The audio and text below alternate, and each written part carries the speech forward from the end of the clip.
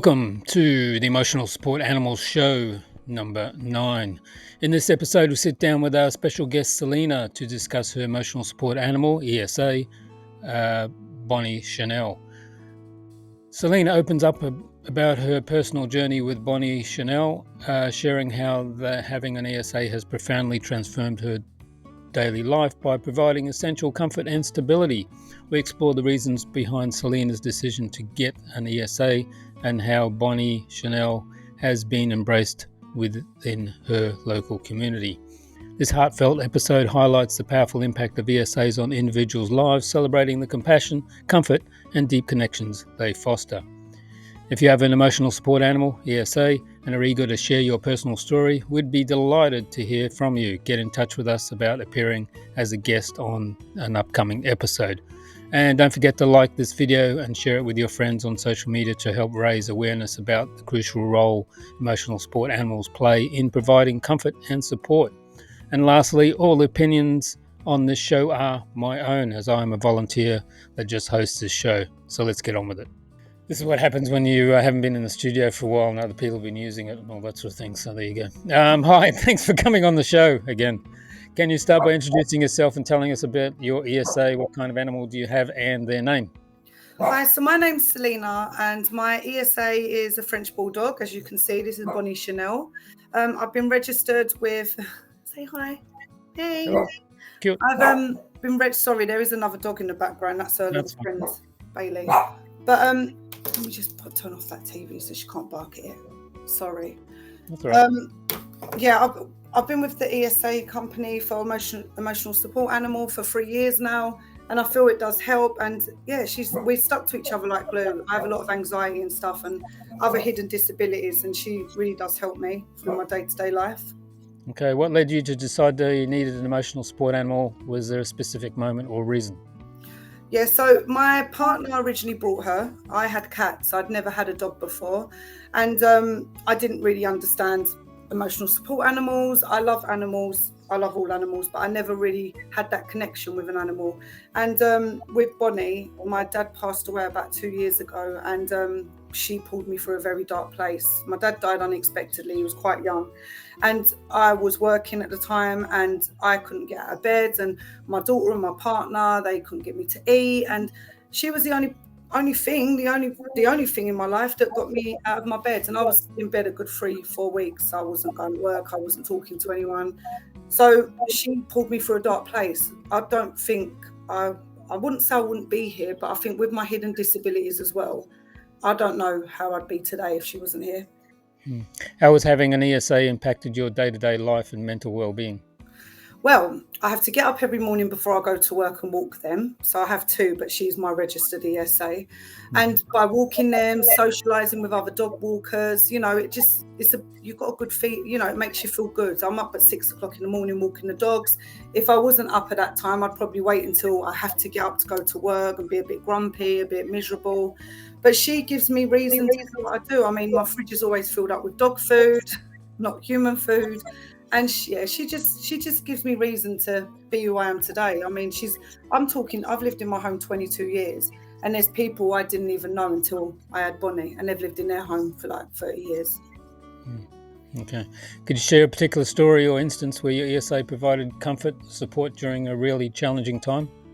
So I'd definitely say the time when my dad passed away, that was the most challenging time. But even just day to day, I mean, every day with my hidden disability that I've got, although I look all right, and that's why it's a hidden disability, I do struggle quite bad. And work keeps me busy, which is good. But when I'm not working, I'm not really in a good place a lot of the time. And she does she's always on me. I'm not forcing her to sit on me. She'll sit on my lap. She's with me all the time. She gives me reason to just do what I'm doing. I go shopping for the dogs. I walk because of the dogs. If I didn't have her, I'd probably be a bit overweight now, overeating. Who knows where I'd be? But yeah, just good. What are some of the biggest benefits you've experienced since getting your emotional support animal? So the good thing about the emotional support animal and having this card, The best things about it is I'm able to go to supermarkets that you can't normally take dogs into. I did have to actually like show the card and send it to the head office. It was a bit of a pain, but once I'd done that, I'm not sure if I'm allowed to say the supermarkets in this interview, but there are supermarkets that really do support that as if she was working for a blind person. Mm-hmm. You know, it's really useful. McDonald's, don't know if I'm meant to say it, but That's fine. but they let her in with the card. You know, the fact that they can scan the back of it. Now, there is some companies that like to say, well, it's not, they don't know about this, but the fact you can scan it, and these are not given out quite easily. I mean, my therapist gave a letter for this. You can't, you know, you've got to have a doctor sign for this or someone to confirm the dog is an ESA. So it's helped a lot. My landlord, you know, they know that she's here as a ESA. That's helped. And the best thing is with my new job, I've been there 8 months. They don't have dogs in the workplace. And with this, she's allowed to come to work with me. Now, had I only had her, she'd be in the office with me. It's hybrid working, but she'd be in the office with me all the time. But because I've got another one, it's a little bit unfair to leave them. But if ever I can leave Bailey with my partner, she does come with me because it calms me down. I just feel a bit more calmer when she's with me. My anxiety levels drop. She keeps me going through my dark days. Have you encountered any challenges or obstacles with having an ESA, especially in public places or specific establishments? Yes. So there was a supermarket and I wrote to head office, gave them the information, and they said, yes, she could go in there. When she came in with me, I had more anxiety than what I had actually doing the build up of getting her to come in there. And what happened was the security guy was fine. I said, look at the email, she's allowed in. He was fine, you know, he thought it was great. As we went in, everyone was just looking at me. It was quite uncomfortable. You know, it was horrible. I didn't go back into that supermarket after. I actually had shop people coming over to me saying, no dogs allowed. And I said, she is. And I was showing them the head office letter. It was horrible because the head office said she's allowed, and I didn't do anything wrong, but it made me feel really bad after that. Not bad, I just felt overwhelmed, upset, because she is my baby. She wasn't touching no food in there. She was just with me. Yeah. Do you feel that having an emotional support animal has helped you connect with people in your community, or has it affected your social life? She's definitely helped me. I mean, I do dog walks on Sundays now for small dogs just to help, because my other dog's quite vocal and she can be a little bit territorial and stuff. So going out with other dogs has helped her be a better dog. But Bonnie, she's not reactive or anything. She's a very good dog. But going out of the community, so normally it'd be Sundays at 11 o'clock on nice like weather days. Today's going to be too hot.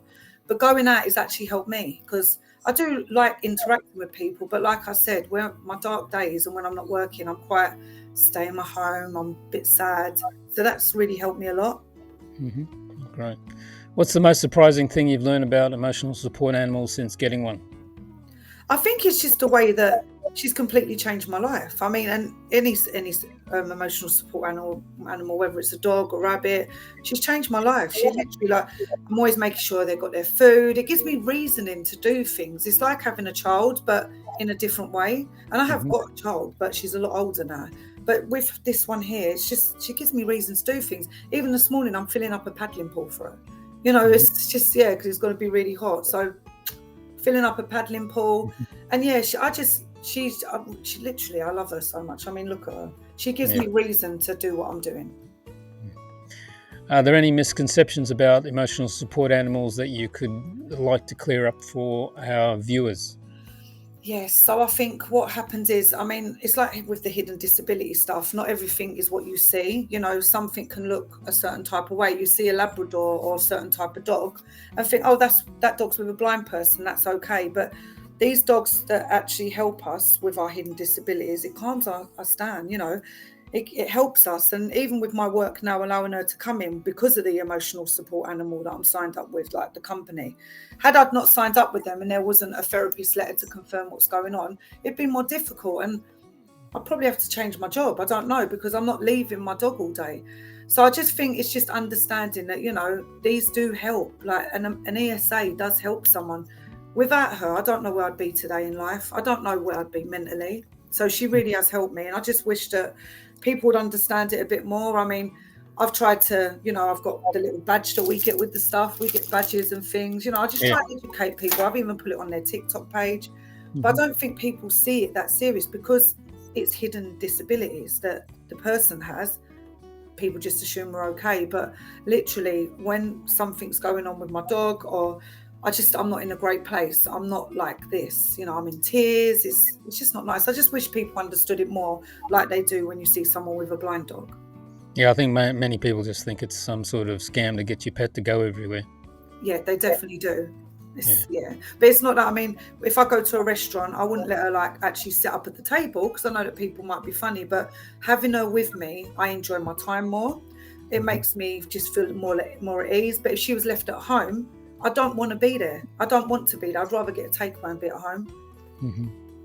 How does your ESA help you manage specific symptoms of your hidden disability or condition? I think it helps me because I'm able to take her places. I mean, I've even had her in the doctors once, and they're strictly no dogs. But the fact they do have a policy that blind dogs are allowed, I just explained it to them. I really can't leave her at home. I don't want to be at the doctors without her. And they actually let her come on one occasion. It was, but I do feel like it's constant having to explain yourself, if that makes sense. And having to explain yourself it's just a bit frustrating. I just wish you could show your card, they scan it, and then you go from there. It's been signed off. Yeah, I know. I have the same problem. I've got an emotional support animal. I have the same place everywhere you go. When you start going to regular places, they get used to you, obviously. But the first times you go there a couple of times, is you have to go through, explain it's a medical aid, medical animal, blah blah blah blah, and then.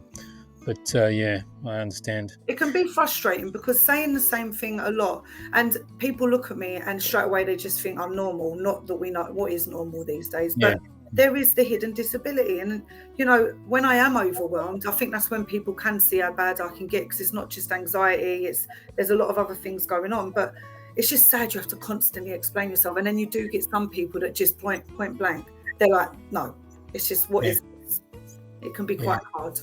Yeah, exactly. How receptive have businesses and service providers in your town been towards your emotional support animal? Have you found certain places more accepting than others? So my previous job that I had before the one I'm at now, they were strictly no, and they completely knew my condition. I was very transparent and honest. That was quite frustrating. But my new job, they're okay. I said she is my ESA. I don't really want to declare to the whole business that I have a hidden disability because I don't want to tell everyone that. But I don't feel like it's fair that I took the job on the basis that you would allow a dog in work. And she's not, she's calm. I've got an office, and so they've been quite supportive with that, which is nice to know. But I mean, I've not really struggled anywhere else. I've took her in the doctors once because I had to. I weren't leaving her outside tied up. As you can see, she's a French bulldog. I just wasn't doing that. You can't leave them tied up these days because you come out and they're gone. Yeah, and God, I think if anything ever happened like that, it'd be over the edge. Yeah, exactly. Yes, it would. We know. Yeah, she agrees. She agrees. Have you travelled with the ESA? So no, I've not done no travelling, but I think I'd be, because she's a little dog. My friend's got an ESA and she's got Pomeranians, and she has actually took them on a plane and had them. There's certain airlines that will let the dog go on that flight with you on where you're sitting. If she had to be away from me, I couldn't let her go. So if they wanted to put her somewhere else on the plane, I wouldn't let her go. Most airlines, the problem is they've got a 5 kilo limit, and the dog's got to be on the cage or a bag under the seat on landing and takeoff. That's the biggest problem. She couldn't be separated from me. I think I've gone on holiday before, and that's my biggest struggle as well, because I don't really enjoy myself because I go without them because they're flat-nosed breed. You can't take them to hot countries anyway, but leaving her with someone is the worst thing because we both get separation anxiety, both of us. Yeah. I don't know if you know now that the train that goes under the channel takes ESAs now. Oh, does it? This is good to know. So we can go travelling, Bonnie. Go travelling. And for anybody listening or watching the airlines as well, you can fly out, like you said, on a lot of airlines, but you can't fly back into the UK. I've been told, that you get to a certain point and you need to travel back by a car or the ferry. Yeah, or train by now. Yeah, exactly. So that's the biggest problem. And we've been talking to the airlines. It's not actually the airlines because they haven't got a license. It's the government. They don't want to train people and get people to check the animal when they come into the airport. That's what the problem is. It's about money. That's frustrating. What would they do with a blind dog then? Like, well, not a blind dog, a blind That, person's dog. that's fine. They'll do that. So there you go. I just, but again, Maybe one day the rules will change. I think if more and more people recognise this, I mean, a lot of people that I talk to know about this. If we spread the word more, maybe it make it a bit different. Yeah. What advice would you give to someone who's considering getting an emotional support animal? So I would definitely say make sure that you choose the right emotional support animal, because you could see someone with one and think, oh, great, I want one of them. Not every dog's the same. I have 2 French bulldogs and the other one is completely different to this one. She probably couldn't be registered. Well, she could be registered as an emotional support animal, but she's very vocal, quite reactive. I think if you do get an emotional support animal, just make sure it's the right animal that you're getting. Research the animal a bit. I mean, these dogs get a lot of allergies. So I'm always at the vet spending a lot of money, as you can imagine. With French bulldogs, they're like a walking vet bill, but they're very looked after. But just make sure that what you get isn't going to give you more anxiety. I mean, with the vet stuff and the vet bills, and when they get their allergies and stuff, it gives me a bit more anxiety. But I love them so much that there's no money in the world that would matter. I've got a toy chihuahua, and she was all right until we got her vaccinated. Then she had allergies. God. Just makes you wonder, what do we put in our dogs? Yeah. Yeah, I think my personal opinion is it's the vaccines that's doing the problem to the animals. Because she had bad reaction, and then she had some chicken afterwards, and now she can't eat chicken. And that's strange. It's so strange because these can't eat chicken either. It's really weird. Yeah. So. And it does send me a bit more. It does send me crazy. Yeah. Well, I don't get it vaccinated anymore. I think I need to consider that because I done a kennel cough for these last year, and for a good 2 months after, they were doing inverse sneezing so bad I thought she was going to die, and then they said she's got to have Boas surgery, which would have been about £3,000. But then she was all right after 8 weeks. I mean, I do know they get breathing problems, but that kennel cough done something as well. A little bit strange, but it does make me more worse with my condition when I think something's wrong with my girls. They have to be okay. Yeah. The problem, of course, is if you want to go to the EU, you'll have to get rabies shot and all sorts of things. Put more things in there. And again, our chihuahua had a really bad reaction to it as well. So. God. And it's heartbreaking. It's horrible. Yeah, it is. Do you have any? Yeah, do you have any tips for managing the care and well-being of an emotional support animal, especially with people with hidden disabilities or mental health challenges? So I think with me, my biggest thing was, so when I first had Bonnie, I couldn't leave her on her own. And my dad was around at the time. So with the previous job that wouldn't allow her, and at the time I never had the ESA card first of all, I never knew about it. So my dad would help me with her sometimes. She was never left on her own. I think I couldn't cope when I left her on her own, and I felt like she couldn't cope. I got cameras in the house, and it just made my condition a little bit worse. So I think really do make sure you get the right animal. She has calmed down now. I mean, I can leave them at home for up to 4 or 5 hours when I go to work, and then a neighbour comes and walks them. So I've got it all planned now, but just really looking into it. You don't want to make your condition worse. So an ESA is absolutely amazing. I mean, they're life-changing. You lay with them, they cut. I mean, if you look at her right now, look, she's there. She's by my side all the time. She's off the lead when we walk. She is my godsend. But just really make sure you get the right animal that's right for you. I mean, if you had an animal that's barking at every dog when you go out, or a cat that don't come home, you're going to be up all night looking for your cat, or you're going to be pulling your dog at every attempt saying, oh no, my dog's not vicious, because I do that with my second animal. So it's just making sure you get the right one, because they are really rewarding.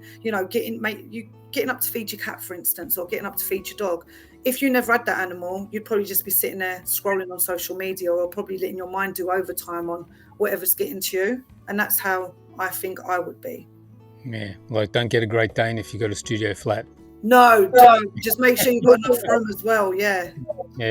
Okay, lastly, what's one thing you'd like people to understand or appreciate about having an emotional support animal that they might not realise? I think it's just that they're just very unique. They're amazing. I mean, like I said, I've got the 2 dogs and they're both completely different. Had I had the second one first, I probably wouldn't have been able to. I probably could have registered her, but she's completely different. She's quite reactive, like I've said. But with this one, she's just helped me be where I am today. Honestly, if I'm completely honest with you, Dave, I don't know where I'd be after my dad's death, and I'm not saying that I'd be anywhere. I don't want to put anything online like that, but I've got my daughter who's 24 now, but there was nothing that was making me feel in a good place apart from Bonnie. And even on my darkest days, like I keep saying, she does give me reason to keep going. So I do get anxiety where I think, God, she's not going to be here a long time. Dogs don't last forever. And when I get that feeling, like I feel it now, it's horrible. Because I think when anything happens, what do I do? So she has a big impact on my life. So yeah, sorry, I feel a bit emotional, but it's the truth. Anyone who's got an ESA in it is true to them. It's, she has a big impact on my life, and yeah. Exactly.